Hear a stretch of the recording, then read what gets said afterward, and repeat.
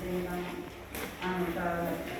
A ver, en la primera pregunta nos piden los criterios de Sokolov para el hipertrofia ventricular izquierda en el EKG. Nos dan varias alternativas. Lo primero que yo les plantearía como pregunta es: ¿qué es una hipertrofia ventricular izquierda y cuáles son las causas de la hipertrofia ventricular izquierda? Ventricular izquierda, ¿no? ¿Cómo definirían la hipertrofia ventricular izquierda y por qué se podría conocer?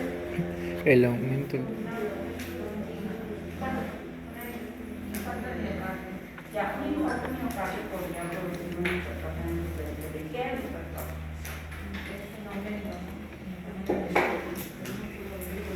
Ya, es el crecimiento anómalo del músculo ventricular, ¿sí? Además del infarto, ¿qué otra causa podría haber de hipertrofia ventricular? Tu compañera cardíaca, hermana. Una insuficiencia mitral segura, una insuficiencia mitral de hipertrofia ventricular izquierda.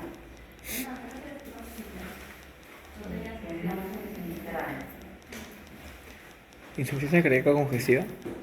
Ya, una insuficiencia cardíaca congestiva generalmente es la consecuencia de la hipertrofia ventricular, más no la causa. ¿Okay? Hay una etiología que es la más importante para la hipertrofia ventricular izquierda, la primera en la lista de causas de hipertrofia ventricular. Miocarditis. Exactamente, esa es la primera causa de hipertrofia ventricular izquierda, la hipertensión arterial. Y después de ella hay una que también le compite ahí, la segunda causa. Tu compañera habló justamente de las valvulopatías, pero la que mencionó no es la primera causa de hipertrofia ventricular izquierda.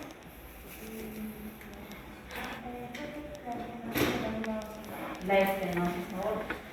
Esa es, después de la hipertensión arterial, la segunda causa más importante de hipertrofia ventricular izquierda. ¿Okay? Pero podemos mencionar muchas causas más en la lista que ahora vamos a revisar. Y aquí nos piden los hallazgos electrocardiográficos. Específicamente nos están pidiendo el criterio de Sokolov, pero vamos a ampliar un poquito la pregunta a conversar de qué cosas en el electrocardiograma nos ayudan a identificar que podríamos estar encontrando una hipertrofia ventricular, además del criterio de Sokolov. Ya, ¿qué pasa con el ECG? ¿A qué te refieres con el ECG? Al segmento. PCT. Al segmento. ¿Qué pasa con el segmento? Los segmentos solamente se miden su desplazamiento hacia arriba o hacia abajo, es decir, la elevación o el desnivel o depresión. En este caso, un cambio en el ECG indica hipertrofia ventricular.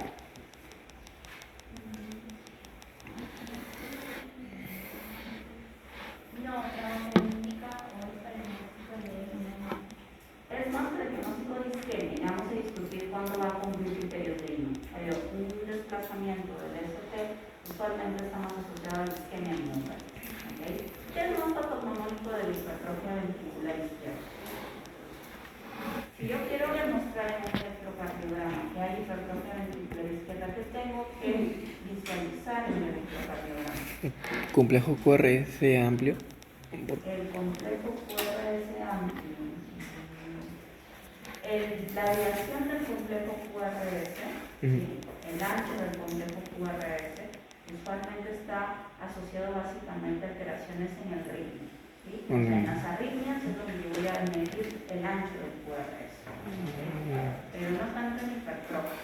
¿Okay? A ver, fíjense por lo que les pide el criterio de Sokolov. A ver, primero, ¿cuál es la respuesta correcta ahí? Creo que es algo que ya todos les hemos mencionado. ¿Cuál de todas las alternativas es la única posible? La A, ¿verdad? ¿Por qué? Porque es la única alternativa. Es la única alternativa donde vamos a ver que característicamente nos da la sumatoria de los valores de las S y las R, ¿sí? En las derivaciones iniciales y las derivaciones finales, y que este valor sea mayor a 35. ¿Okay? A ver, mientras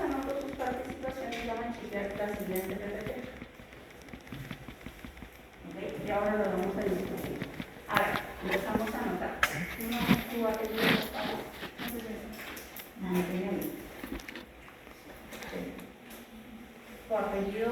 ¿Compañero Salas. Salas Castillo. ¿Tu apellido? Torres. ¿Tu apellido? Paz.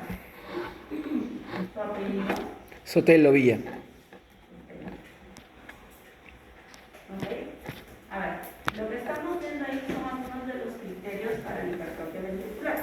Si ustedes quieren demostrar hipertrofia ventricular izquierdo o derecha, lo que tienen que medir es el eje cardíaco. ¿Sí? El eje cardíaco es un análisis que nosotros hacemos en el electrocardiograma. Y sí te doy la razón cuando me preguntaste sobre los QRS, pero no medimos el ancho del QRS, medimos la amplitud. de los complejos QRS. Cuando nosotros queremos hallar el eje cardíaco, lo que hacemos es medimos en nuestras derivadas la altura del QRS para poder, a partir de dos derivadas, los que escojamos, encontrar el eje cardíaco. Y si encuentro un eje cardíaco que se desvía del eje cardíaco normal, entonces puedo decir que estamos ante una desviación izquierda, una desviación derecha o una desviación extrema. ¿Sí? ¿Alguien recuerda cuánto es el valor normal del eje cardíaco en el electrocardiograma? 60%. 60. Lo ideal es que sea 60, perfecto, pero tiene un rango.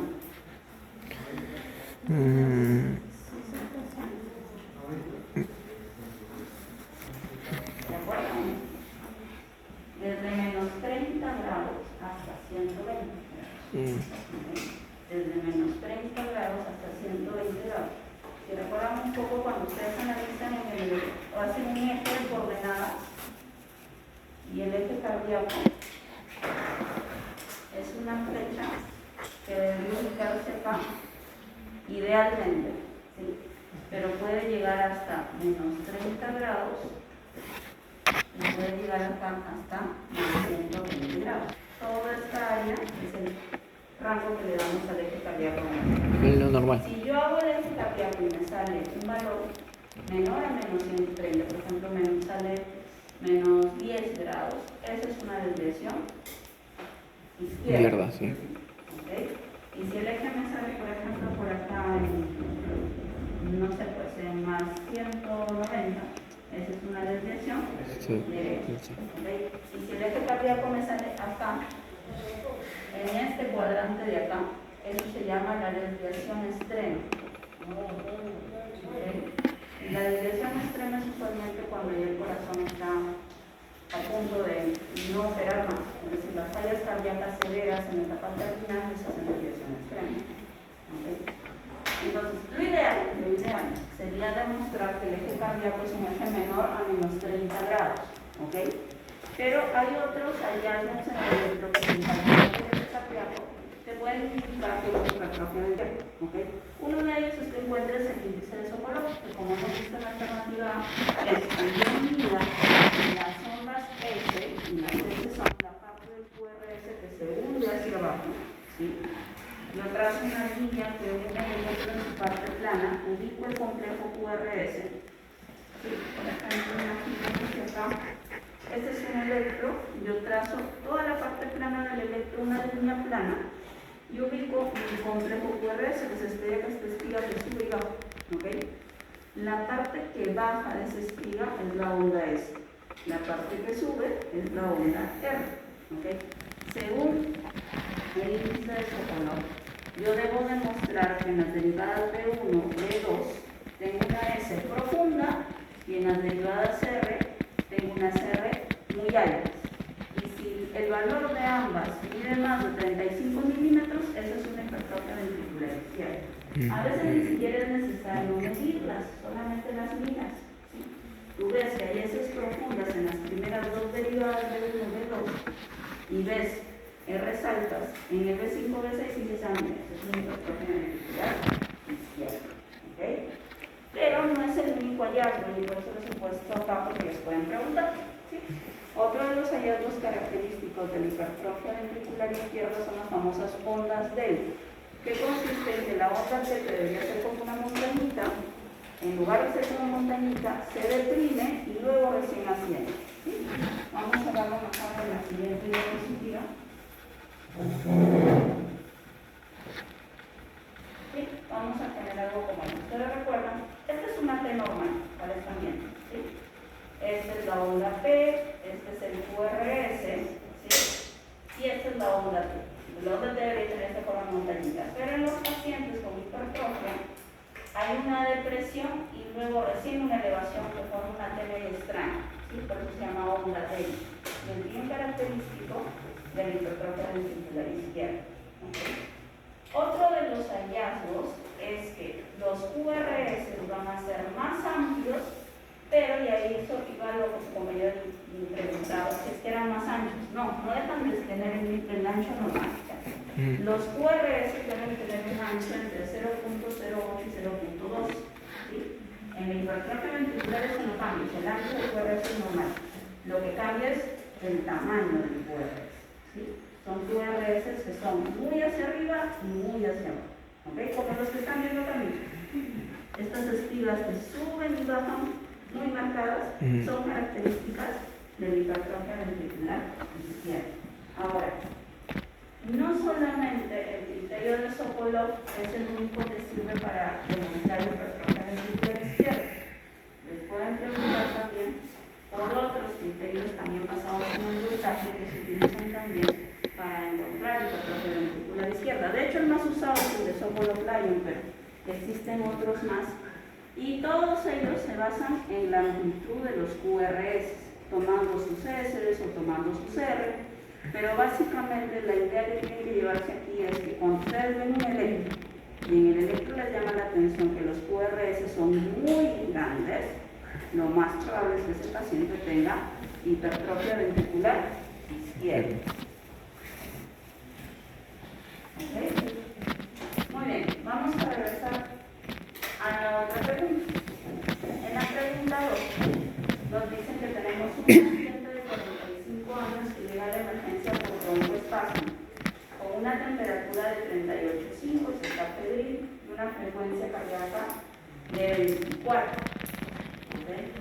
La presión arterial es de 140 con 85, una presión alta, una frecuencia cardíaca aparentemente baja, y refiere haber tenido crisis asmáticas el mes pasado.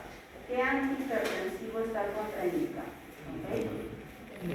Sería Tenemos varias alternativas, el enalapril, el calcitril, el losartán, atenolol, amlodipina. ¿Okay? Vamos primero a comentar a qué familia pertenece cada uno de esos fármacos. ¿Okay? Vamos a empezar con los dos que suenan igualitos, enalapril y calcitril. Ahora, yeca, ¿no? Yeca, sí, yeca. Sí. Un inhibidor de la enzima convertidora y angiotensina. ¿Y por qué los inhibidores de la ECA son buenos antihipertensivos? ¿Cómo es su mecanismo de acción? Yeca, aumentan la presión antihipertensivos. ¿Cuál es el objetivo de inhibir a la enzima angiotensina. Inhibir la angiotensina para que no se libere la angiotensina, para que no se active y no siga a través del sistema de regeneración de aldosterona aumentando la presión arterial. Ese es su mecanismo de acción. ¿Cuál es la función de la enzima? En el ciclo del sistema regeneración de aldosterona, ¿qué hace la ECA exactamente? Se produce a nivel pulmonar, es lo que ayuda a que aumente la presión arterial, ¿no? Entonces, si lo bloqueamos, no va a poder no podrá aumentar la presión arterial, ¿no? Entonces, pero en todo ese ciclo del sistema renal de tensión aldosterona, ¿cuál es la función de la ECA específicamente? Bloquear a la renina. Exactamente, esa es la función de la ECA. La ECA transforma la angiotensina 1 en angiotensina 2. Y la angiotensina 2 luego se encarga de activar una serie de receptores que vamos a ver, que son los receptores de angiotensina 1. ¿Okay? Y entre esos receptores, uno de los efectos de activar los receptores de la angiotensina 2 va a ser poder producir aldosterona. ¿No?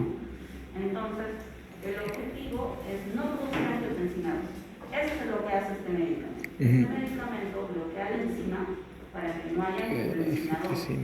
Porque Si se queda como angiotensina 1 no pasa nada, la angiotensina 1 no tiene acción fisiológica, la que tiene acción fisiológica es la angiotensina. Y esta es la que genera los efectos hipertensivos. ¿Por qué? Porque la angiotensina 2 tiene la capacidad de tener receptores en los vasos sanguíneos que cuando se unen sus vasos, vasoconstrigen, incrementa la resistencia vascular y se incrementa la presión arterial. Porque la angiotensina 2 puede ir a la de la hipófisis y liberar ADH. Y la ADH, que es lo que retiene agua en los riñones y hace que incremente el volumen efectivo circulante y la presión arterial. Porque la angiotensina 2 va a la glándula suprarrenal y hace que en la capa glomerular donde se producen los mineralocorticoides se libere aldosterona. Y la aldosterona retiene sodio y agua y incrementa el volumen circulante y la presión arterial. Entonces, ¿cuál es el objetivo de los IECA? Es inhibir la conversión de angiotensina a angiotensina 2. Reducir la acción de la angiotensina 2, reducir los niveles circulantes de angiotensina 2. Aquí está la EPA. ¿Sí?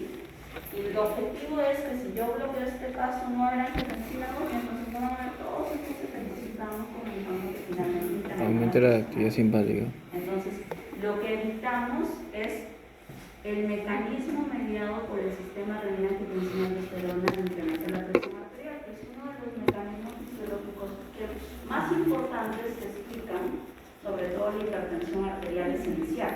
¿Okay? Aquella hipertensión que no es desencadenada por una alteración secundaria, sino que es algo innato en nuestro cuerpo que hace que nuestro sistema renina-angiotensina-aldosterona esté de por sí más activo que una persona sana. Entonces, el objetivo es bloquear este sistema, pero específicamente en ese paso.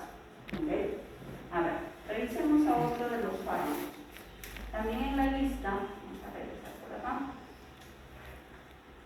nos han puesto el losartán. ARA2. Un ARA2. ¿Sí? ¿Y qué hacen los ARA2?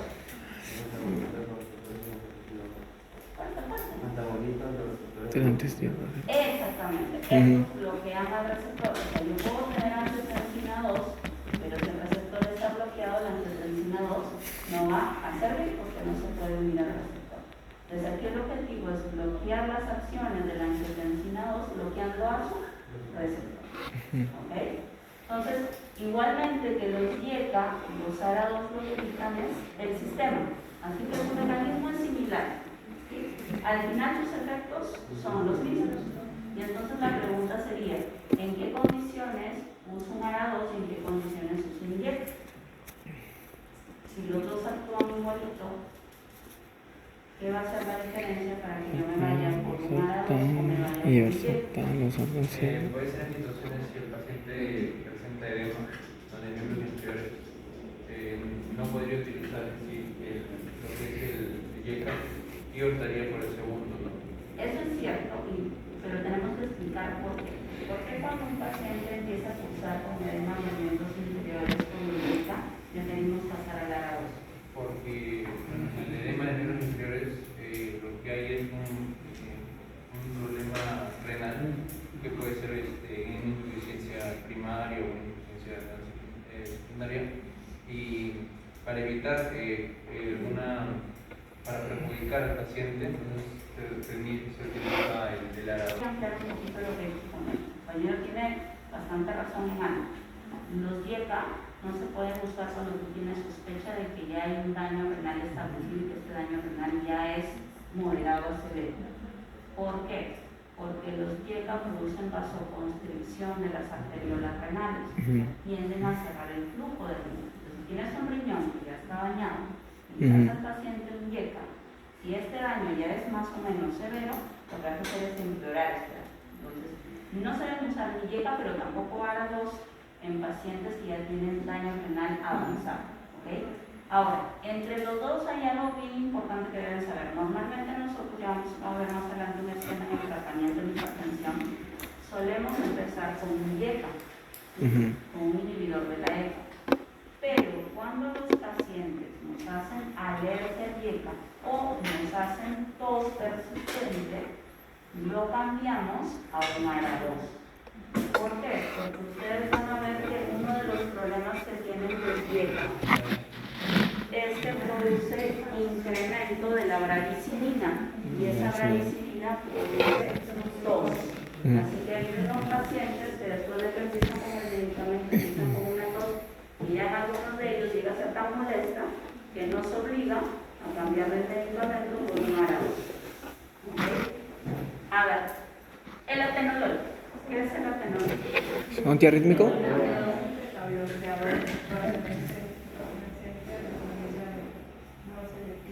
Ya.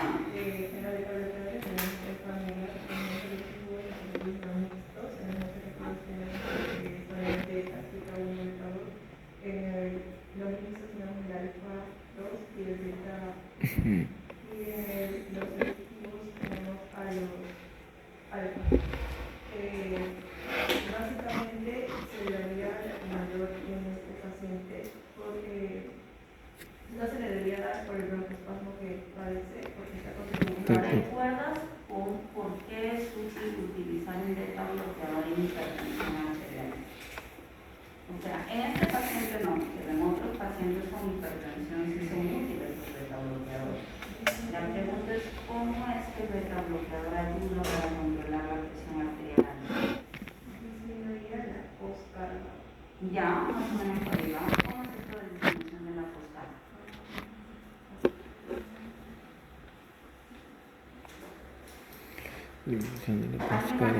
Voy a ampliar lo que sus compañeros están mencionando. El mecanismo de acción por el cual los beta bloqueadores son eficaces como fármacos que reducen la presión arterial. Ya, es un antagonista, no es un agonista, es un antagonista de los receptores simpáticos. En este caso estamos hablando de beta bloqueadores, los que bloquean son los receptores simpáticos beta. Pero la pregunta sería, ¿por qué yo al bloquear el receptor beta simpático baja la presión arterial? ¿En qué participa el receptor beta simpático? A nivel cardiovascular.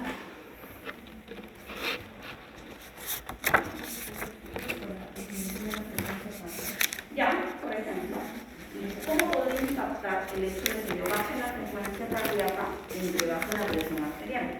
Por ahí tiene que ver con lo que mi compañera mencionó de la poscardia. Ya, bueno, pero la resistencia periférica la trabajamos con los receptores alfa. La pregunta es, ¿vas por dónde camino cuando me dices que el receptor beta se encargaba de incrementar la frecuencia cardíaca? Si yo lo bloqueo, va a haber una tendencia a erradicarlo, pero la pregunta sería, ¿por qué cuando yo radicalizo a un paciente eso mejora la presión arterial?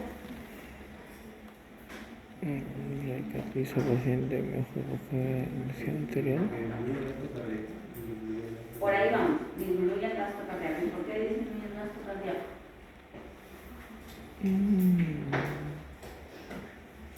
Listo, esta parte es física.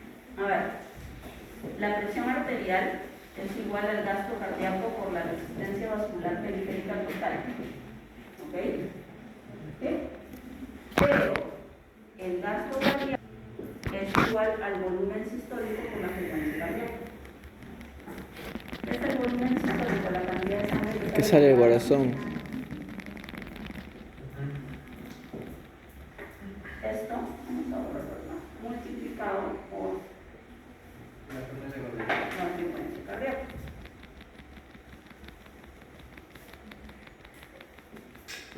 Esto reemplaza acá el gasto cardíaco para la resistencia vascular periférica. Quiere decir que si yo quiero reducir la PEA, tengo tres estrategias. ¿Sí? Si yo quiero reducir la presión arterial, yo puedo bajar el volumen sistólico, bajar la frecuencia cardíaca o bajar la resistencia vascular periférica total. ¿Sí? Por ejemplo, cuando yo estoy trabajando con el dieta, con el ARA2, al bloquear el sistema angiotensina-aldosterona, yo estoy trabajando estos dos mismos: disminución del volumen sistólico y disminución de la resistencia vascular periférica total. ¿Okay? Pero cuando yo estoy trabajando con el beta bloqueador, estoy trabajando la variable frecuencia cardíaca. ¿Okay? Cuando yo trabajo con el anglodipino, que es el último que tenemos acá, ¿qué es el anglodipino? bloqueador de canales de calcio. ¿Por qué me interesa bloquear los Método canales? bloqueador. O en todo caso la pregunta sería, ¿me interesa bloquear los canales de calcio que están dónde? Canales de calcio. En los vasos No sanguíneos. creo. ¿Por qué? ¿Qué hace el calcio en los vasos sanguíneos? Permite la entrada de calcio y hace la contracción. Porque produce vasoconstricción. Ujú. Quiere decir que si yo bloqueo los canales de calcio, los vasos se van a dilatar. Quiere decir que voy a reducir La resistencia. la resistencia vascular periférica. ¿Ok? Entonces, fármacos como los antagonistas de canales de calcio, como el glutino, reducen la resistencia vascular periférica. Pero también cuando nos tratamos de hipertensión utilizamos diuréticos, como por ejemplo la furosemida, que es un diurético Que es solacida. de grasa, o la hidroclorotiazida, que es un diurético tiazida. Con los diuréticos, ¿qué variable estoy trabajando? El volumen sistólico. Es el volumen sistólico. ¿Ok? Entonces, miren, de esta fórmula tan sencilla se describen todos los tipos de fármacos que nosotros trabajamos para tratar la hipertensión arterial. ¿Ok? Entonces, tu compañera nos mencionaba que los beta bloqueadores están contraindicados para pacientes como este que sufren de problemas pulmonares. ¿Ok? Asma, EPOC. ¿Y por qué? La pregunta es ¿por qué? Porque al bloquear los receptores beta podrían, aunque es cardíaco, no es pulmonar. Beta 1, segura. No son beta lo de los pulmones. Porque a nivel pulmonar, específicamente Sí, en los broncos, vasoconstricción. hay receptores beta 2. ¿Y qué hacen los receptores beta 2 en el bronco? Broncodilatación. Broncoconstricción, perdón. Broncodilatación. Ah, Broncodilatación. Por eso el riesgo es que si yo utilizo un fármaco que bloquea receptores beta, al yo bloquear el receptor beta 2, el bronquio no se va a poder dilatar, por lo tanto va a ir al otro extremo. Va A construir. el receptor beta 2 broncodilata. Si yo le pongo un fármaco que lo bloquea, el bronquio va a tender a consumir. Por eso en una persona que es asmática o tiene cualquier enfermedad que curse con broncoespasmo, el EPOC también está dentro de esto. No le puedo dar un beta bloqueador. ¿Ok? Entonces, a ver, vamos a ver. Mientras anotamos las participaciones de los compañeros, revisan por favor la PPT. Para que recuerden cuáles son los efectos simpáticos y parasimpáticos. ¿Ok?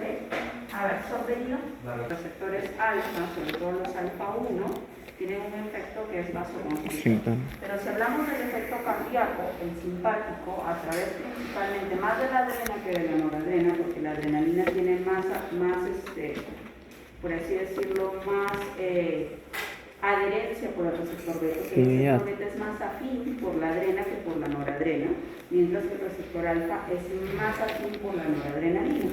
Sin embargo, lo que más va a usar es noradrenalina, porque los ganglios simpáticos liberan noradrenalina. ¿Okay? Bueno, independientemente de cuál de los dos neurotransmisores actúe, el efecto simpático es básicamente un efecto excitatorio. Incrementa la frecuencia cardíaca, la velocidad de conducción, la excitabilidad del músculo cardíaco y la velocidad de conducción del sistema de automatismo cardíaco. ¿Okay? Y el parasimpático con la acetilcolina hace todo lo contrario. Todo lo contrario. Aunque se pone en tela de juicio algo, que es la fuerza de contracción. ¿Okay? El inotropismo. Se sabe que el simpático sí incrementa el inotropismo, pero no se ha demostrado que la descarga parasimpática lo disminuye. ¿Sí? Se sabe que el parasimpático puede disminuir la frecuencia, puede disminuir la velocidad, la estabilidad, pero la fuerza de contracción no se ha demostrado. Quiere decir que nuestro corazón, incluso con una descarga parasimpática máxima, siempre trata de mantener la fuerza con la que bombea la sangre. ¿Ok? Eso en cuanto a esta primera parte. Y ahora vamos a recordar un poquito sobre los receptores. Ahí estamos viendo justamente, vamos a hablar de los receptores beta. Los receptores beta son tres receptores: beta 1, beta 2, beta 3. Los beta 1 son importantes porque están en el corazón, pero también porque están a nivel del aparato cardiovascular. Es decir, cuando yo quiero descargar renina para que empiece el sistema renina-angiotensina-aldosterona, Una de las rutas para activar este sistema es liberar adrena o noradrena desde el sistema simpático y que se active este receptor beta 1. Por eso es importante que cuando yo doy un beta bloqueador, el beta bloqueador no solamente está actuando disminuyendo la frecuencia cardíaca, también indirectamente me está inhibiendo el sistema adrenal de ustedes. ¿Ok? O sea, también hay un efecto de disminuir la actividad de este sistema cuando doy un beta bloqueador. ¿Ok?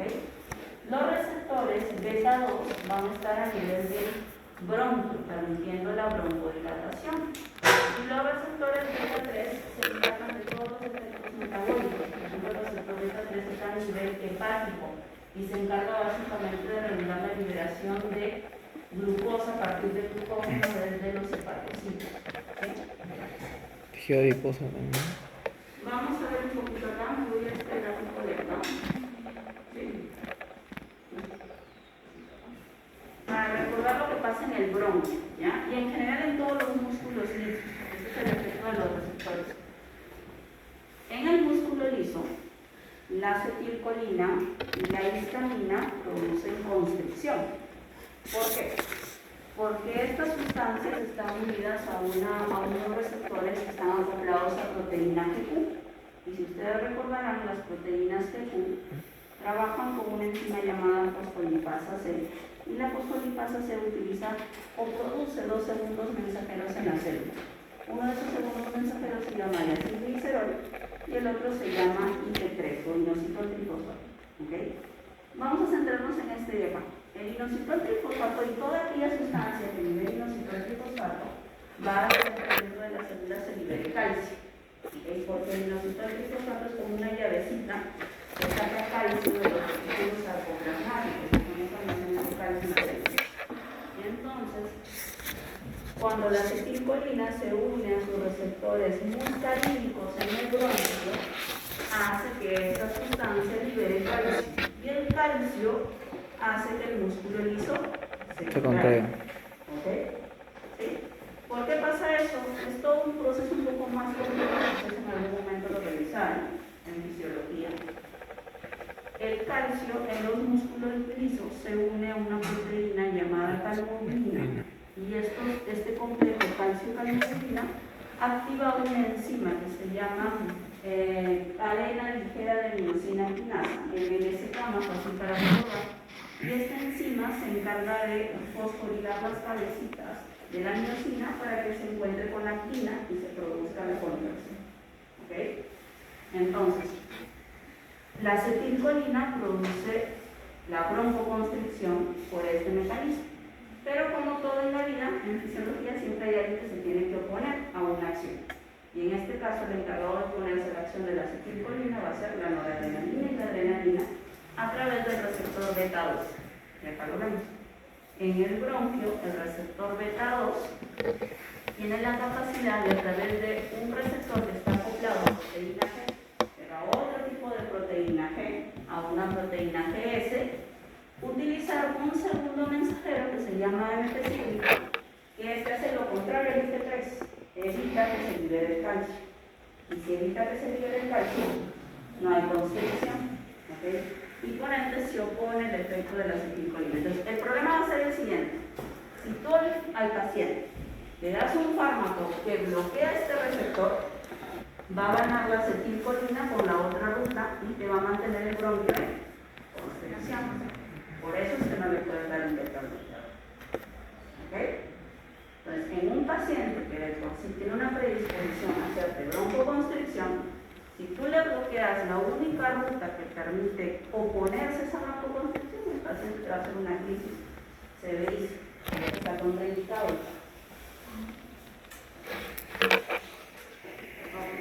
Hay tenemos el mecanismo de acción del beta bloqueador, porque ayuda el beta bloqueador para controlar la hipertensión arterial. ¿Sí? Lo que ustedes dijeron, disminuye el gasto cardíaco.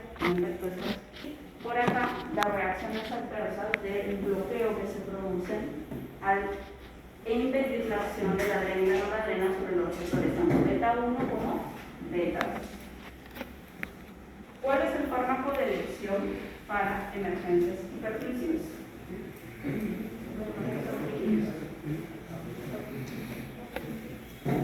¿Cuál es el fármaco de elección y por qué? Le